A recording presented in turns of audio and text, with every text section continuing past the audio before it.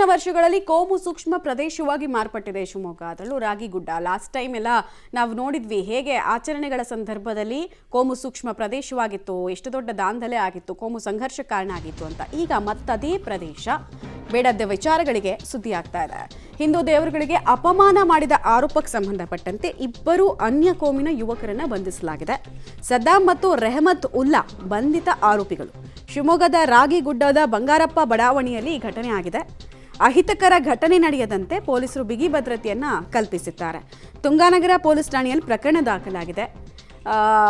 ಬಹಳ ದೊಡ್ಡ ಜಗಳನೇ ಆಗೋಗಿದೆ ಇಲ್ಲಿ. ಮಹಿಳೆಯರೆಲ್ಲ ಕೆಲ ವ್ಯಕ್ತಿಗಳನ್ನ ಓಡಿಸಿದ್ರಂತೆ.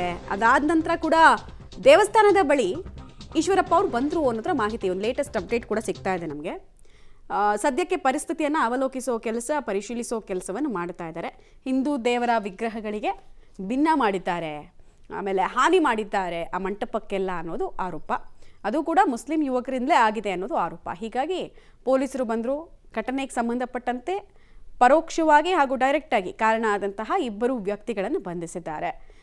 ಆದರೂ ಬೂದಿ ಮುಚ್ಚಿದ ಕೆಂಡದಂತಹ ಪರಿಸ್ಥಿತಿಯನ್ನು ರಾಗಿಗುಡ್ಡ ನೋಡ್ತಾ ಇದೆ.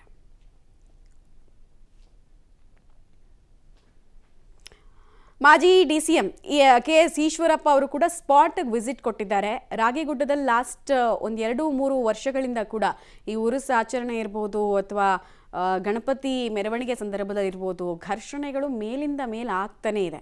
ಆಮೇಲೆ ಕೆಲ ಅಸಹಿಷ್ಣುತೆಯನ್ನು ಹೊಂದಿದಂತಹ ಕೆಲ ವ್ಯಕ್ತಿಗಳು, ಕೆಲ ಕ್ರಿಮಿಗಳು ಅಲ್ಲಿ ಮತ್ತೆ ವಿಷ ಕಕ್ಕುವಂತಹ ಪ್ರಯತ್ನವನ್ನು ಮಾಡ್ತಾ ಇದ್ದಾರೆ. ಸಮಾಜದ ಸ್ವಾಸ್ಥ್ಯವನ್ನು ಹಾಳು ಮಾಡೋ ಪ್ರಯತ್ನವನ್ನು ಮಾಡ್ತಿದ್ದಾರೆ. ಡೀಟೇಲ್ಸ್ ಕೊಡ್ತಾರೆ, ನೇರ ಸಂಪರ್ಕದಲ್ಲಿ ಜಾಯ್ನ್ ಆಗ್ತಿದ್ದಾರೆ ಪುನೀತ್. ಸದ್ಯಕ್ಕೆ ಪರಿಸ್ಥಿತಿ ಹೇಗಿದೆ ಅಲ್ಲಿ? ಆಮೇಲೆ ಕೇವಲ ಇಬ್ರು ಮಾತ್ರನಾ ಈ ಕೃತ್ಯವನ್ನು ಎಸಗಿದವರು ಅಥವಾ ಇನ್ನೊಂದಷ್ಟು ಜನ ಇದ್ದಾರಾ? ಅವ್ರನ್ನ ಬಂಧಿಸುವಂತಹ ಪ್ರಕ್ರಿಯೆ ಹೇಗೆ ಸಾಗ್ತಾ ಇದೆ ಅಂತ?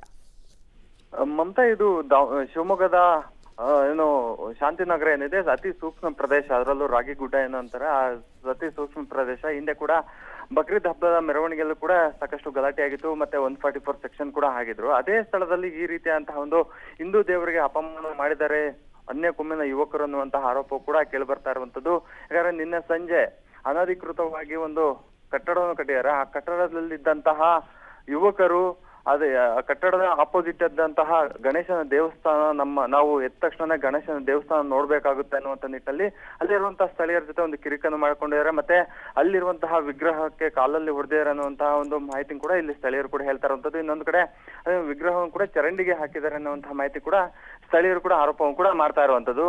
ಈಗ ಘಟನಾ ಸ್ಥಳಕ್ಕೆ ಮಾಜಿ DCM KS ಈಶ್ವರಪ್ಪರಾಗಿರ್ಬೋದು, ಮತ್ತೆ ಅವರ ಪುತ್ರ ಕಾಂತೇಶ್ ಆಗಿರ್ಬೋದು, ಎಲ್ಲ ಬಿಜೆಪಿ ಮುಖಂಡರಾಗಿರ್ಬೋದು, ಮತ್ತೆ ಹಿಂದೂ ಪರ ಸಂಘಟನೆಯವರು ಕೂಡ ಬಂದು ಒಂದು ಭೇಟಿ ಮತ್ತು ಇಲ್ಲಿರುವಂತಹ ಸ್ಥಳೀಯರ ಜೊತೆ ಒಂದು ಮಾಹಿತಿಯನ್ನು ಕೂಡ ತಗೊಂತಾ ಇದ್ದಾರೆ.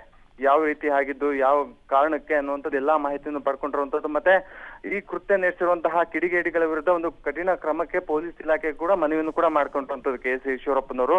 ಅದಲ್ದೇನೆ ಇಲ್ಲಿರುವಂತಹ ಸ್ಥಳೀಯರು, ನಾವು ಬಹಳಷ್ಟು ವರ್ಷಗಳಿಂದಲೂ ಕೂಡ ಇಲ್ಲಿ ಜೀವನ ಮಾಡ್ತಾ ಇದೀವಿ, ದೇವಸ್ಥಾನ ಕಟ್ಬೇಕು ಅನ್ನೋ ನಿಟ್ಟಿನಲ್ಲಿ ಎಲ್ಲಾ ಕೂಲಿ ಕಾರ್ಮಿಕರೆಲ್ಲ ಸೇರ್ಕೊಂಡು ಒಂದು ದೇವಸ್ಥಾನ ಕಟ್ಟಿದೀವಿ. ಆದ್ರೆ ಈ ರೀತಿಯಾದಂತಹ ದುಷ್ಕೃತ್ಯ ಮಾಡಿರುವಂತಹ ಕಿಡಿಗೇಡಿಗಳು ಕೂಡಲೇ ಬಂಧನ ಮಾಡ್ಬೇಕು, ಮತ್ತೆ ಅವರು ಕಾನೂನು ಕ್ರಮ ತೆಗೆದುಕೊಳ್ಬೇಕು ಅನ್ನೋ ನಿಟ್ಟಿನಲ್ಲಿ ಅವ್ರಿಗೆ KS ಈಶ್ವರಪ್ಪ ಅವ್ರಿಗೆ ಒಂದು ಮನವಿಯನ್ನು ಕೂಡ ಮಾಡಿದ್ರು. ಯಾಕಂತ ಹೇಳಿದ್ರೆ ಇಲ್ಲಿರುವಂತಹ ಕೋಮು ಸೌಹಾರ್ದ ಅತಿ ಸೂಕ್ಷ್ಮ ಪ್ರದೇಶ ಅಂತಂದ್ರೆ ರಾಗಿಗುಡ್ಡ. ಈ ಪ್ರದೇಶದಲ್ಲಿ ಈ ರೀತಿಯಾಗಿರುವಂತದ್ದು ಪೊಲೀಸ್ ಇಲಾಖೆ ಕೂಡ ಈಗಾಗಲೇ ಭದ್ರತೆಯನ್ನು ಕೂಡ ವಹಿಸಿರುವಂತದ್ದು. ಮಮತಾ, ಧನ್ಯವಾದ ಪುನೀತ್ ತಮ್ಮ ಮಾಹಿತಿಗಾಗಿ.